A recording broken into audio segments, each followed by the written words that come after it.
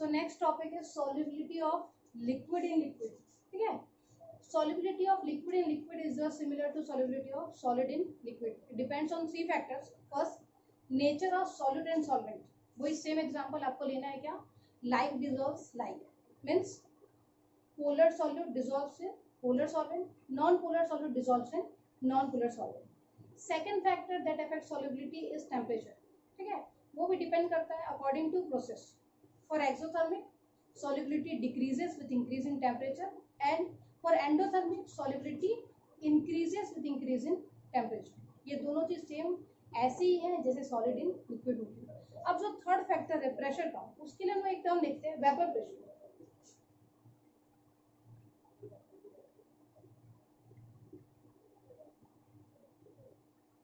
Vapour pressure क्या होता है? ठीक है. सपोज अगर आप एक कंटेनर में कोई लिक्विड ले रहे हैं, कुछ भी वाटर वगैरह कोई भी लिक्विड ले, ठीक है, तो क्या लगता है इसका ऊपर का जो पोर्शन होगा क्या वो एम्प्टी होगा? अगर आप एम्प्टी लेते भी हैं, अगर आप वहां से जो भी एयर था उसको आप इवैक्यूएट करके बाहर निकाल भी देते हो तो भी वो पोर्शन एम्प्टी नहीं होगा. क्यों? क्योंकि इसके जो पार्टिकल्स हैं वो वेपराइज होंगे और वो क्या करेंगे, पूरे कंटेनर को कवर करेंगे. मतलब इसका ये ऊपर वाला जो पोर्शन है वो एम्प्टी नहीं होगा. ठीक है. अब आपको कैसे पता चलेगा कि वहाँ पे प्रेशर है? तो आप यहाँ पे प्रेशर मेजर करने के लिए कोई इंस्ट्रूमेंट लगाओ. आप यहाँ पर मर्क्यूरी का कॉलम लगा लो, आप देखोगे कि वो कॉलम क्या कर रहा है, मूव कर रहा है, मतलब यहाँ पे प्रेशर है. अब क्या ये प्रेशर कांस्टेंट है? नहीं. अगर आप इसको ऑब्जर्व करोगे तो आप देखोगे विथ टाइम यहाँ पे इसका वेपर प्रेशर इंक्रीज हो रहा है. इंक्रीज हो रहा है इसका मतलब क्या हुआ, पार्टिकल्स क्या करें, वेपराइज हो रहे हैं, और पार्टिकल वेपराइज हो रहे हैं, वेपर प्रेशर बढ़ रहा है. ठीक है. फिर आप एक पर्टिकुलर टाइम बाद देखते हो कि ये जो वेपर प्रेशर में चेंज है वो क्या हो गया है, कांस्टेंट हो गया, वहां पे चेंज ही नहीं हो रहा. इसका मतलब क्या हुआ कि अब ये इक्विलिब्रियम पे है, यहाँ पे प्रेशर में और कोई चेंज नहीं आ रहा है. तो ये जो मेजरमेंट आएगा प्रेशर का, इसको हम लोग बोलेंगे वेपर प्रेशर.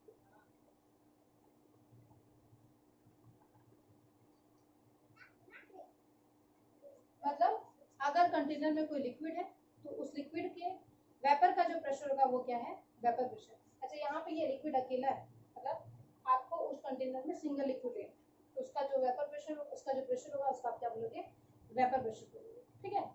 अब ये वेपर प्रेशर दो चीज पे डिपेंड करता है. एक तो नेचर पे, आपको ध्यान होगा जैसे अल्कोहल और वाटर ले लो, पहले क्या वेपराइज होगा, अल्कोहल, क्योंकि उसकी वोलेटिलिटी ज्यादा है, मतलब उसमें वेपर प्रेशर की वैल्यू ज्यादा आएगी. ये बॉइलिंग पॉइंट जैसा है, जिसका बॉइलिंग पॉइंट कम होता है उसका वेपर प्रेशर ज्यादा होता है. ठीक है. सेकंड, ये डिपेंड करता है टेम्परेचर पे. किसी कंटेनर को सेम इतना अमाउंट रखो और आप यहाँ पर इस रूम का टेम्परेचर इंक्रीज कर दो तो आप ऑब्जर्व करोगे कि यहाँ पे वेपर पार्टिकल्स ज्यादा फॉर्म हो गए. ठीक है. तो vapour pressure depends on two factor. First, nature of liquid. Second, temperature.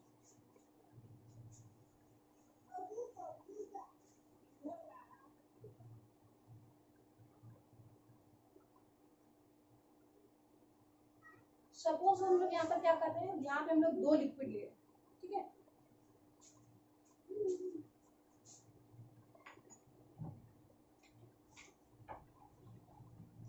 Suppose हम लोग यहाँ पर क्या करते हैं, हम लोग दो लिक्विड ले रहे हैं, लिक्विड 1 और लिक्विड 2. ठीक है. अब यहाँ पर क्या होगा, भले किसी की भी स्पीड ज्यादा हो, वेपर दोनों के फॉर्म होंगे. फर्स्ट का जो लिक्विड का वेपर प्रेशर होगा, अब यहाँ पे हम लोग वेपर प्रेशर वाला टर्म यूज नहीं करेंगे, हम लोग यूज करेंगे पार्शियल प्रेशर.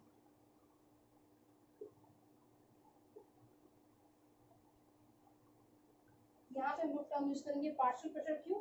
क्योंकि यहाँ पर मोर देन वन कंपोनेंट है, ये पूरा प्रेशर लिक्विड 1 का नहीं है, उसमें से कुछ पोर्शन 1 का है, कुछ पोर्शन 2 का है, इसलिए आप यहाँ पर एक टर्म यूज करोगे पार्शियल प्रेशर. ठीक है. So pressure exerted by vapours of first liquid is equal to partial pressure of first liquid, और सेकंड वाले का आ जाएगा partial pressure of second. Partial pressure के लिए आप यूज कर रहे हो पी. पार्शियल प्रेशर के लिए हम लोग क्या यूज करेंगे, पी. और अगर यहाँ पर सिर्फ लिक्विड 1 होता तो यहाँ पे आप बोलते हैं वेपर प्रेशर और उसको आप बोलते हैं नॉट. ये P1 और ये P0. ठीक है. ये याद रखना बहुत इंपॉर्टेंट है, वरना आप न्यूमेरिकल में कंफ्यूज हो जाए। P1 is the partial pressure, P1 naught is the vapor pressure of pure component, मतलब pure liquid one, ठीक है।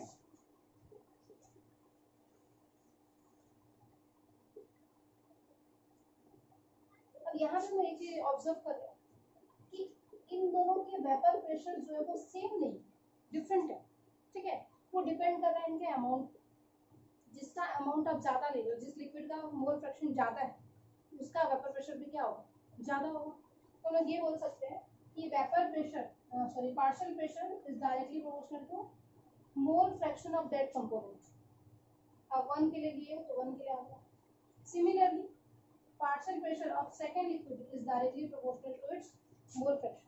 तो P2 में क्या होगा, डायरेक्टली प्रोपोर्शनल टू X2। अब यहाँ पे एक क्वेश्चन आता है कि अगर मैं बोलूँ कि 1 का अमाउंट ज्यादा है 2 से, लेकिन 2 की वोलेटिलिटी ज्यादा है, मतलब अगर 2 का थोड़ा अमाउंट भी ले रहे हैं तो वो वेपराइज हो जा रहा है, 1 का ज्यादा ले रहे हैं तो भी वो वेपराइज नहीं हो रहा है। तो यहाँ पे एक फैक्टर आया क्या, नेचर। जिसका वेपर प्रेशर ज्यादा बनता है नॉर्मली, जिसका बॉइलिंग पॉइंट कम है, हो सकता है उसका पार्शियल प्रेशर ज्यादा आ जाए। तो यहाँ पे आप ये प्रोपोर्शनलिटी का साइन हटा दें,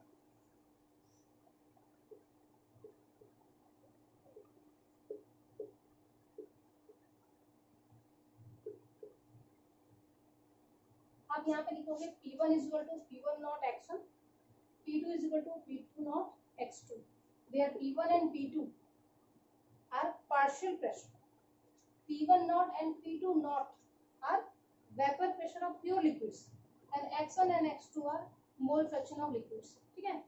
तो P1 P2 बाद के प्रेशर है, P1 naught P2 naught कब होगा, जब उस कंटेनर पे वो लिक्विड सिंगल होंगे, मतलब नॉर्मली उनका जो वेपर प्रेशर होता है। X1 X2 क्या है, उनका मोल फ्रैक्शन है।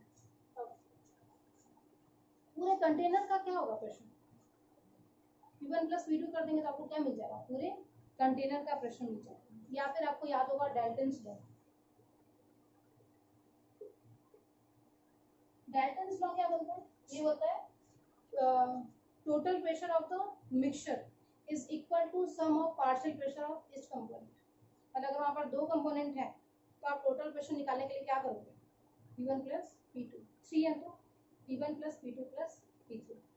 तो यहाँ पे क्या हो जाएगा, P total of a liquid solution is equal to P1 plus P2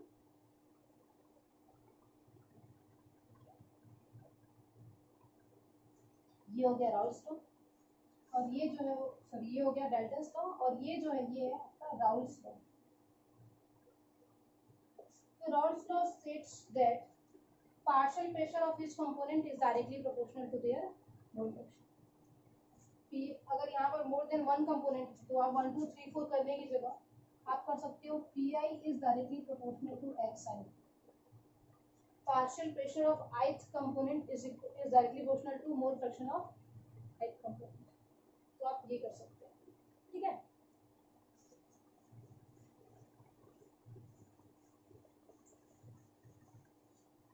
तो अगर आप लिक्विड इन लिक्विड का सॉल्यूशन ले रहे हो तो वहां पे राउल्स लॉ तब अप्लाई कर सकते हो जब दोनों लिक्विड क्या होंगे, वोलाटाइल होंगे। अगर उसमें से एक वोलाटाइल है दूसरा नहीं, तो एक ही का प्रेशर बनेगा, तब आप ये नहीं बोल सकते सब कुछ, ठीक है। तो यहाँ पे आपको एक चीज ध्यान रखनी है कि राउल्स लॉ जब आप स्टेट करोगे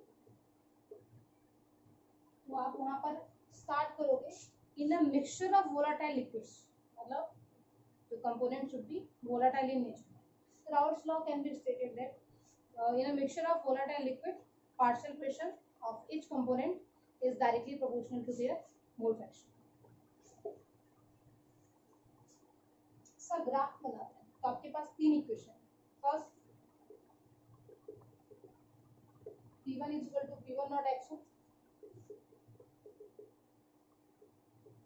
P2 is equal to P2 not X2, and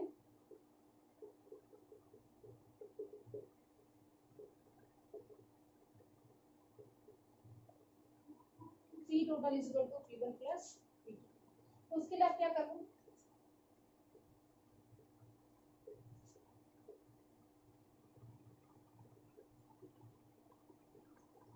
take vapor pressure in y axis and mole fraction in x axis.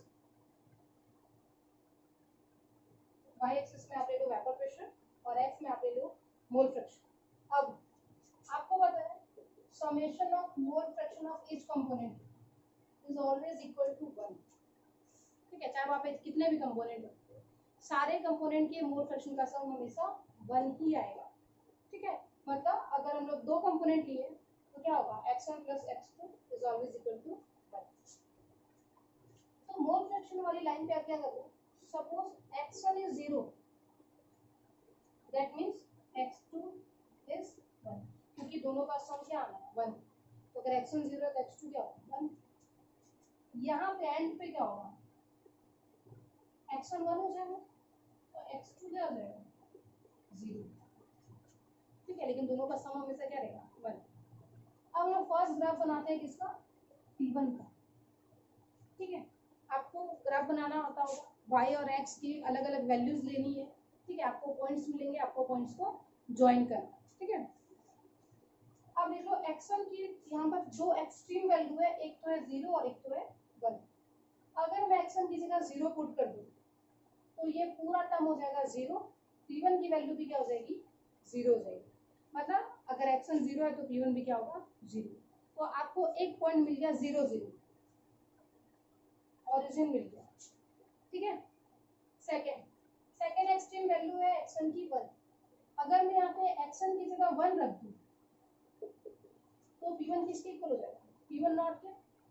ठीक है, तो अगर x1 1 है तो P1 नॉट इक्वल होगा। P1 नॉट एक कांस्टेंट है, क्योंकि वो प्योर कंपोनेंट का प्रेशर, तो वो तो कांस्टेंट ही रहेगा। उसकी कुछ वैल्यू होगी, यहाँ पे एक पॉइंट बना लो, इसको लिख लो P1 नॉट। आपके पास दो पॉइंट हो गए, ज्वाइन कर लो, ये ग्राफ बन गया P1। सेकंड ग्राफ बनाना है P2 का। ठीक है, तो P2 के लिए भी दो एक्सट्रीम वैल्यू है x2 की, एक बार 1 एक बार 0। अगर मैं x2 0 करूं P2 भी क्या होगा 0, ये एक पॉइंट हो गया। सेकंड केस, अगर x2 1 कर दूं तो P2 क्या हो जाएगा P2 नॉट। यहाँ पर x2 अगर 1 है तो यहाँ पर कहीं पर भी एक पॉइंट लगाओ, इस पॉइंट को ले लो P2 नॉट।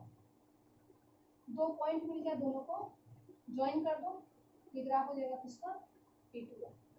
अब यहाँ पे हम लोग कुछ से अज्यूम कर लिए कि P1 not is greater than P2 not.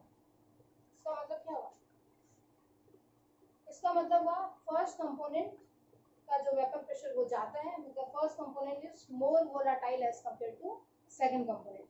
अगर मैं ये रिवर्स कर दूं, मैं इसको ऊपर लूं इसको नीचे करूं, इसका मतलब क्या होगा, second component is more volatile than first component.